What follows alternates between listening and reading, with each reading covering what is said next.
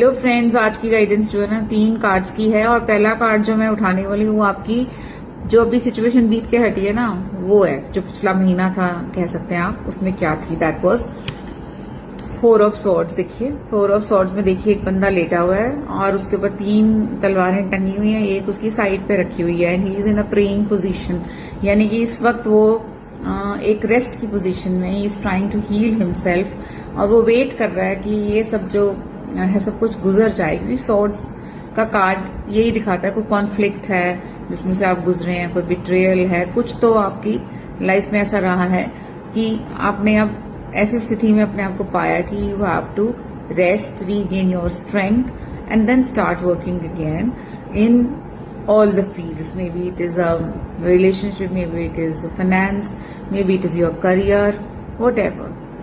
तो आप इस वक्त कोई भी चैलेंज लेने को धीरे धीरे तैयार हो रहे हैं और अपने आप को मजबूत बनाने की कोशिश कर रहे हैं। अब the second card which is speaking of today's जो सिचुएशन है, this is 4 of wands but this is in a reverse वाला position.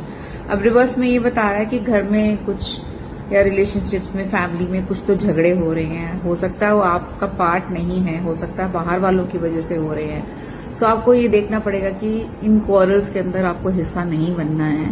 Don't be A part of it. ये एक टेम्परेरी फेज है, खत्म हो जाएगा।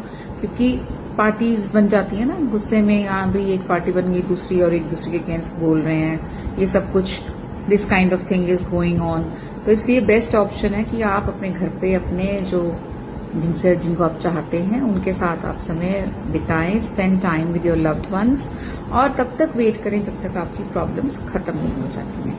अब अगला कार्ड जो है आने वाले टाइम के लिए क्या आ रहा है, that is 10 of swords reverse में आ रहा है। अब रिवर्स में ये कार्ड आपको ये बता रहा है कि आपने ये सब चीजें जो हो रही हैं, बिट्रेयल, कॉन्फ्लिक्ट्स, रिलेशनशिप खराब हो रही हैं, जो भी anything what ever is going on, ये अब काफी हो गया। आपने सब बिट्रेयल से है लिए, आपने सब कुछ कर लिया, अब आपको उसमें से निकलना है, अपने आप को हील करके you have to come out. अपने रिलेशनशिप्स को इम्प्रूव भी करना है, अपने फाइनेंसेस को इम्प्रूव करना है, अपने करियर को अच्छा करना है, लेकिन बहुत ध्यान से सोच समझ के। जो धोखे आपने पहले खाए हैं उन सबके साथ अगर दोबारा भी काम करते तो बहुत सोच समझ के करना। ये नहीं कि आपने ना जैसे दूध का जला छाछ भी फूक फूक के पीता है, तो that is what you have to apply hair.